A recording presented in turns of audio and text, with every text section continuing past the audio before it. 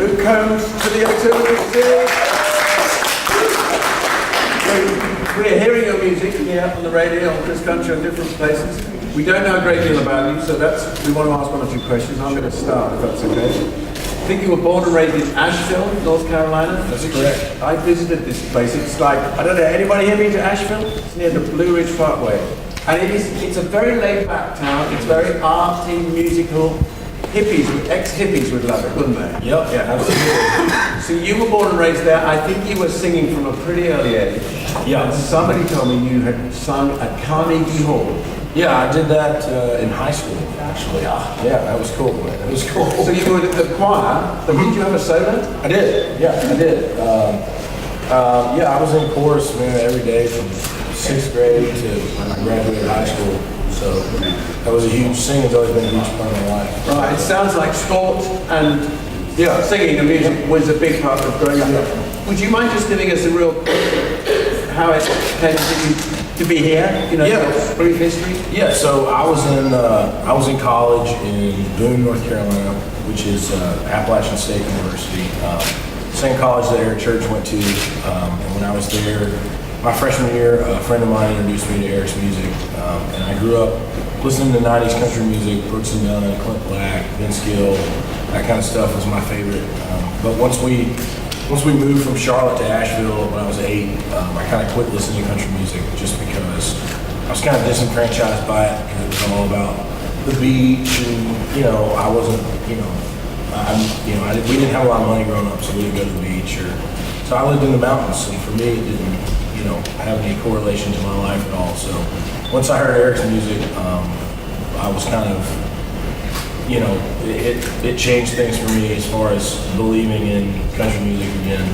And so I was just a fan from the age of 18 till about 21.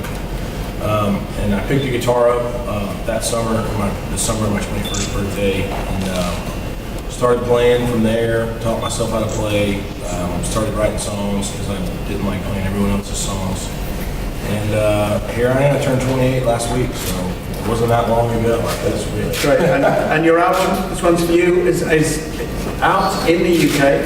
Let's go to some questions from the audience. We'll start with Greta. Hi, I'm Greta Bilkova from C2C Country, and I wanted to ask first of all, I saw you in the songwriter series, and I knew you were really good, but I didn't expect you to be that good. It was really great. So kind of, how was the entire night from your perspective? It was awesome. So I had never met, I had obviously met Kit before, we had played some stuff together, but I had never met Natalie or Nicole or Brett before, and so obviously everybody knows their songs, and you can't really be in Nashville and not know who those folks are. So I was blown away. Natalie's voice is unbelievable, and Brett too, and Nicole, and everybody was great. It was really great. The crowd was awesome. They're very attentive, and they listen to the songs, and that was important. Because as an artist that does this thing a lot at the arena level, it's like I don't get to personally do stuff like that a lot. So I really enjoy doing that as much as the fans enjoy being there. And the interaction's good. You get the feeling that it is a real community. Yeah, it is. And even if you haven't met somebody, you kind of just have that appreciation and respect for them. Yeah. Because you know what they do and you know how hard they work at it. No, it's true. Right, who's next? Dean Andrews from Red Country from Jersey in 20 years. I saw you the other night at Songwriter Session and was absolutely blown away by your performance. When you're not doing country music and singing and songwriting, what do you do in downtime to chill out? Well, I don't have downtime anymore.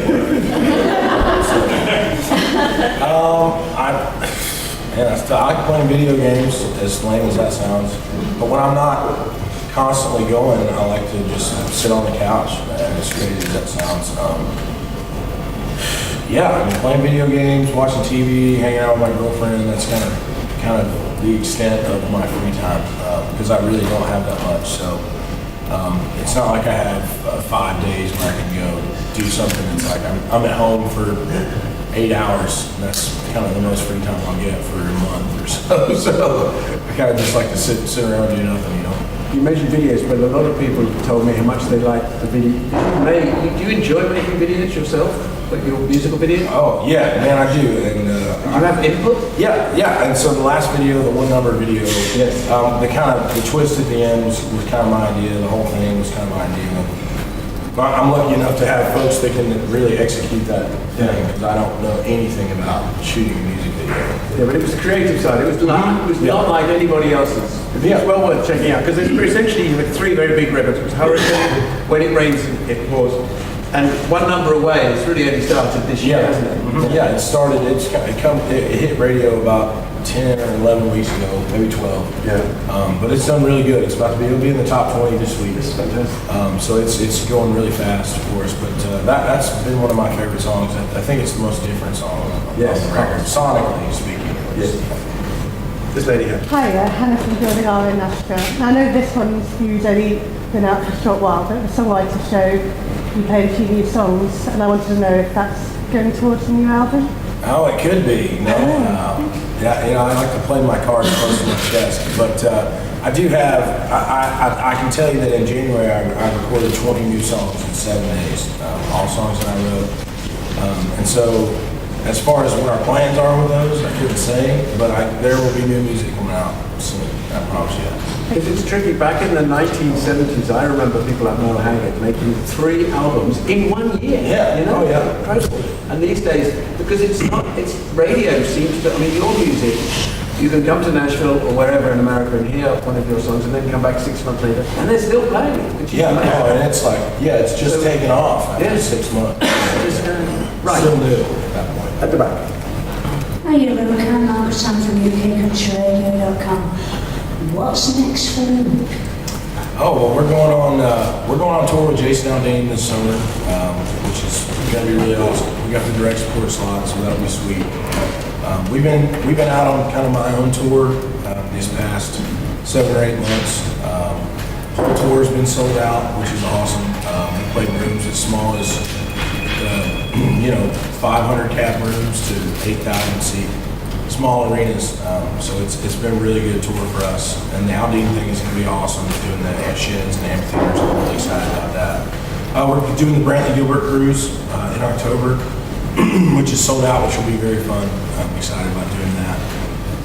So you're coming back here? Coming back here. Dates went on sale yesterday. And you're playing a London Shepherd's Bush Empire. Have you heard about that here? I have, yeah. I heard we've already sold it out. That's my understanding. It's fantastic. Yeah. Night 2 coming up. That would be great. I mean, it's a place where lots of artists have started. Lady A started there, Brad Paisley, all these people. And it's an old, you call vaudeville theatre once upon a time, and people stand up downstairs and they sit in the balconies, and it's just perfect because you have an audience of different ages, I'm sure, in the States. Yes, absolutely. Yeah, I can't see you. Yes. Hi Luke, I'm from Music News Global. I just want to ask, with you living in Nashville and there's a humongous amount of songwriters out there, is there a certain songwriter that you wish you write with? Oh man, that's a tough question. You mean like a Nashville songwriter or anyone? Anyone at all I can write with? I'd like to write with Billy Joel, probably, Elton John, Ed Sheeran. I mean, as far as Nashville folks, I mean, I could get a write with whoever I wanted to. So I think, like, my goals now would be, trying to get a write with someone who it's a little bit unrealistic to get a write with. So Elton John, if you're out there, give me a call. Write you a good song. Get you good country album on, Well, he's the one who said that Nashville was where the song has gone to live. Yeah. So you should be able to get songs now, but it's harder and harder. Yeah, well, a lot of the LA guys are moving to Nashville now. Do you have another question? We can leave there because. Yeah. Yes. Here we go. Hannah from Building R in Nashville again. Just to go on from writing with songwriters, you and Natalie really bounced off each other really well on Thursday night. And she kept on joking saying, well, you've never written with me. I want to know if there's any chance you would possibly think of writing with her. Oh, absolutely, man. I mean, she's a great writer. And I think the joke there is that she's always like, oh, well, you never write with me. Well, that's not a right that you can just get, by the way. So writing with Natalie Hibby is not just like calling the publisher and saying, can I write with her? It's like she's probably more sought after to write with than I am. So the real joke is that she's never written with me. So her loss, I guess, right? So we've got a great evening coming because there's some amazing artists. Ashley McBride is on, I think, as well as Sugarland and Casey Musgraves. And you've done the right thing coming here, and you're doing definitely the right thing coming back. Yes. And as you can see, the fact that Shepherd's Bush has gone already, that is absolutely fantastic. So well done with that. Thank you very much.